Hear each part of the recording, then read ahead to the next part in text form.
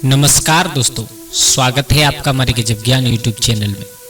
दोस्तों, आज हम आप लोगों के सामने एक ऐसी कहानी पेश करने के लिए जा रहे हैं जिस कहानी में आप लोगों को सुनने के लिए मिलेगा।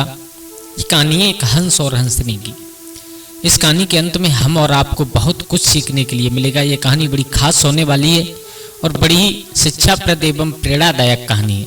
तो दोस्तों, आप लोगों से निवेदन है, कृपया वीडियो में अंत तक जरूर बने रहें। और अगर आप हमारे चैनल पर नए दर्शक मेहमान बंधु बनकर के आए हैं तो प्लीज़ हमारे चैनल को सब्सक्राइब कर लीजिएगा, जिससे आने वाली कहानी का नोटिफिकेशन आप लोगों के पास सबसे पहले पहुंच जाए। तो आ जाओ, गौर करते हैं कहानी की तरफ। कि किसी जंगल में और एक सरोवर था बहुत सुंदर। उसमें कमल के पुष्प बहुत सुंदर सुंदर खिले हुए थे। उसी सरोवर में एक हंस और हंसनी का जोड़ा रहा करता था। वो हंस और हंसनी का जोड़ा बड़े आनंदमय जीवन व्यतीत कर रहा था अपना। तो एक दिन दोनों दिन के मध्य भाग में यानी दोपहर के समय उसी सरोवर में किलोले कर रहे थे। तो उन्होंने क्या देखा कि एक इंसान दौड़ता हुआ चला जा रहा है और उसी सरोवर के पास से दौड़ता हुआ निकल करके गया। उसके पीछे एक स्त्री है और वो स्त्री रोती हुई जा रही है, चिल्लाती हुई जा रही है, अरे भाई कोई इसे रोको, ये मेरा पति मुझे छोड़ करके भाग रहा है, मैं जाऊं तो कहाँ जाऊं, मेरा जीवन बर्बाद होने वाला है। और इतना कहती हुई उसके पीछे दौड़ती हुई जा रही है। वो दोनों सरोवर से पार निकल गई। अब हंसनी ने कहा, पिया ऐसी क्या बात है जो ये इंसान अपनी पत्नी को छोड़ करके भाग रहा है और इतनी तेज भाग रहा है, बोले आज के बाद ये इसे अपने पास रखेगा ही नहीं। हंस ने कहा, बद्रे तुम्हें नहीं मालूम है, ये इसकी पत्नी नहीं है। बोले वो तो कह रही है ये मेरा पति है और मुझे छोड़ करके जा रहा है। बोले ये एक बहुत बड़ी झूठी स्त्री है और इसने एक नहीं ऐसे कई पुरुषों के साथ घात किया है जो इसके साथ भी करना चाहती है, लेकिन इसे मालूम पड़ गया, इसलिए ये इसे छोड़ करके जा रहा है। हम तुम्हें बता रहे हैं इसके पीछे कहानी क्या है, इसके पीछे कारण क्या है जो ये छोड़ करके इतनी तेज अपनी जान बचा करके भाग रहा है, लेकिन वो चिल्लाती हुई जा रही है कि मेरा पति मुझे छोड़ करके जा रहा है। तो मेरे भैया, हंसनी बैठी है, हंस बैठा है। तो उस हंस ने कहानी सुनाना प्रारंभ किया है। सुनो भद्री, किसी नगर में 3 मित्र रहा करते थे, 3 दोस्त। ऐसे दोस्त थे कि एक दूसरे को देखे बगैर उनका दिन नहीं कटता था। सुबह उठते ही, दिन के प्रारंभ होते ही वो तीनों एक दूसरे के पास चले आते थे। पूरे दिन इधर उधर घूमते, काम धंधा कुछ करते नहीं थे। तो आप जानती हो, इंसान का जीवन पाकर के अगर कुछ काम धंधा ना करो तो पेट का पालन कैसे होगा। उन तीनों के परिवार वाले उनसे दुखी होने लगे और ये बात बिल्कुल हकीकत है। अगर आप काम धंधा नहीं करोगे तो आपके परिवार वाले आपसे प्यार करना कम हो जाएंगे। मेरे भैया, वो तीनों के परिवार वाले दुखी रहने लगे। अब तो एक दिन उन तीनों के घर वालों ने तीनों को बुलाया, बिठा करके एक बात कही। बोले तुम पागल हो, तुम्हें अपनी जिंदगी दिखाई नहीं दे रही है, क्या कर रहे हो तुम हैं? तुम्हें आगे शादी भी करनी है, बच्चे भी होंगे, परिवार भी तुम्हारा होगा। जब तुम अभी से कुछ नहीं कर रहे हो, आगे एकदम क्या कर लोगे। मेरे भैया, उन तीनों को इतना परेशान करने लगे परिवार वाले। तो एक दिन तीनों ने बैठ करके सलाह बनाई, विचार बनाया, विचार विमर्श किया। बोले एक काम करो, अब तो परिवार से हम लोग और आप बहुत दुखी होने लगे, अब तो इस परिवार को छोड़ करके कहीं चलते हैं, कोई नौकरी कहीं पैसा कुछ ढूंढेंगे जिससे अब हमारा और आपका जीवन कटे। मेरे भैया, तीनों मित्र एक साथ अपने परिवार से निकल करके चल दिए। घर वालों को बता दिए, बोले हम जा रहे हैं बाहर और नौकरी करके वापस तभी आएंगे बहुत दिनों बाद। मेरे भैया, तीनों मित्र चल दिए। चलते चलते चलते चलते एक शहर की तरफ जा रहे हैं। तो उन्हें रास्ते में जंगल से होकर के गुजरना था। वो हंस समझा रहा है, हे हंसनी गौर से सुनिएगा। उसे एक रास्ते से होकर के निकले तो उन्हें रास्ते में एक सोने की स्वर्ण ईंट मिली है पड़ी हुई। हाँ दोस्तों, एक सोने की ईंट पड़ी हुई मिल गई। उन तीनों ने उसे उठा लिया। उठा करके बड़े खुश हुए। बोले नौकरी का नाम लेकर के घर से निकले और ये हमें इतना धन मिल गया है, हमें ये सोने की ईंट मिल गई। बोले चलो कोई बात नहीं, चलते हैं, नौकरी जरूर करेंगे।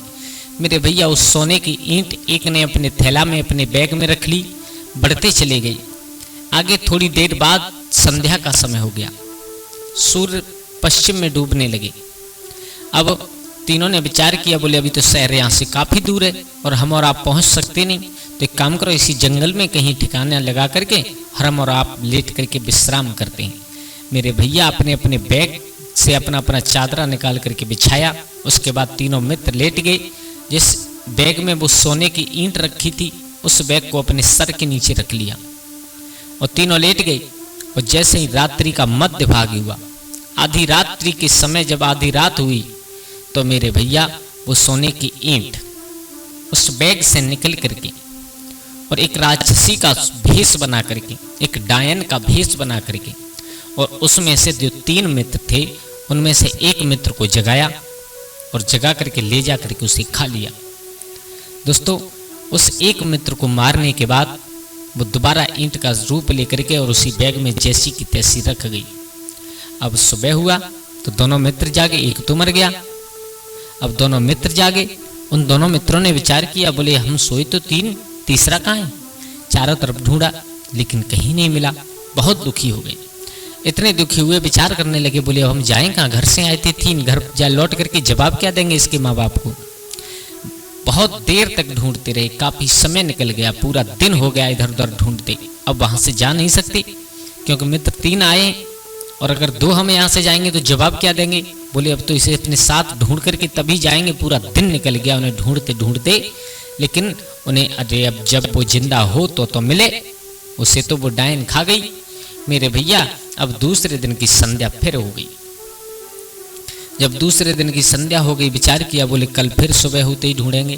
क्या करें क्या करें, ढूंढना तो है ही। तो मेरे भैया दूसरे दिन की संध्या हुई, वो दोनों मित्र उसी जगह पर फिर लेट गए। काफी समय तक नींद नहीं आई। उस मित्र के बारे में विचार करते रहे, बोले हमारा मित्र कहाँ चला गया। और इतना अच्छा मित्र था, भगवान ना करे उसके साथ कोई अनहोनी ना हो जाए। ऐसा विचार करते करते उन्हें काफी रात्रि निकल गई। अब मेरे भैया जैसे तैसे रात्रि का मध्य भाग हुआ, उन्हें नींद आई। तो आज वो सोने की ईंट जो उनके पास थी, जो रास्ते में मिली थी, उसने फिर अपना डायन का रूप बनाया। डायन का रूप बना करके जो 2 बाकी बच्चे थे उनमें से एक को उठा लिया। उठा करके दूर जा करके उसे भी खा लिया। उसकी हड्डी पसली वहीं पर डाल करके चली आई। उसे खा करके मारने के बाद आकर के सोने का ईंट का रूप बना करके और दोबारा उसी बैग में रख गई, जो उस मित्र के सर के पास जैसी थी ठीक उसी प्रकार। अब सुबह हुआ, ब्रह्म मुहूर्त हुआ। सुबह होते ही सूर्य भगवान ने अपनी किरण पसारी। चारों तरफ जंगल में चहल पहल होने लगी, पक्षियों की कलरव की आवाज आने लगी। तो अब वो अकेला मित्र रह गया। वो उठा, बोले भगवान हम तो 2 सोए, अब ये दूसरा वाला कहाँ चला गया? फिर उसने देखा, बोले ऐसा तो नहीं ये लोग सोने की ईंट जो हमें मिली थी उसके लालच में उसे निकाल करके ले गए हों, हैं? तो उसने जैसे ही बैग को खोल करके देखा तो उसमें ईंट जैसी की तैसी रखी है। बोले ऐसा नहीं हो सकता, हमारे मित्र हमें छोड़ करके कहाँ जा सकते हैं? मेरे भैया अब तो बेचारा बहुत ज्यादा दुखी हो गया। घर से 3 आए थे, रह गया अकेला। अब वो सोचने लगा जवाब क्या देंगे, अब हम जवाब क्या देंगे? मेरे भैया ढूंढता रहा चारों तरफ, लेकिन जब कोई उनका पता नहीं लगाया तो उसने विचार किया इस जंगल में अब ये 2 पता नहीं कहाँ चले गए, अब नंबर मेरा है तीसरा। बहुत देर जैसे तैसे उसने जंगल में अपना दिन व्यतीत किया मेरे भैया। और दिन व्यतीत करने के बाद जब ढूंढ ढूंढ के चारों तरफ थक गया, तो आज वो बेचारा शाम के समय, संध्या के समय बैठा है एक पेड़ के नीचे। वो बैग साथ में है जिसमें सोने की ईंट है। एकदम उसके दिमाग में झटका लगा।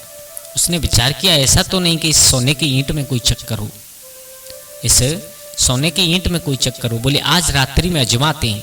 मेरे भैया आज वो फिर अपना चादरा बिछा करके तीसरी रात्रि में और लेट गया। लेकिन अब नींद कहाँ आने वाली है? आप लोग अंदाज लगाना। जिसके 3 मित्र हों और वो उसमें से 2 मित्र गायब हो जाएं तो तीसरे को नींद आ सकती है, वो भी जंगल में रात्रि के समय। मेरे भैया आंखें बंद कर ली उसने, लेकिन नींद नहीं आई। जाग रहा है, कभी कभी आंख खोल करके देख लेता है। ऐसे ही रात्रि निकलती चली गई धीरे धीरे।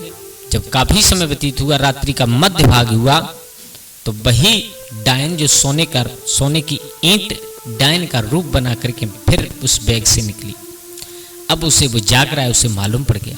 बोले जो कुछ भी है, जो कुछ भी किया है, इस सोने की ईंट ने किया है। मेरे भैया एकदम उसने देखा तो भयंकर रूप लेकर के वो डायन सामने खड़ी है। एकदम पसीना निकल गया, घबरा गया। बोले इसी ने मेरे मित्रों को मारा है। मेरे भैया एकदम उठ करके दौड़ने लगा है, वो नगर की तरफ भागने लगा। अब उस डायन ने विचार किया, बोले ये तो जा रहा है और मुझे इसे मारना है, खाना है।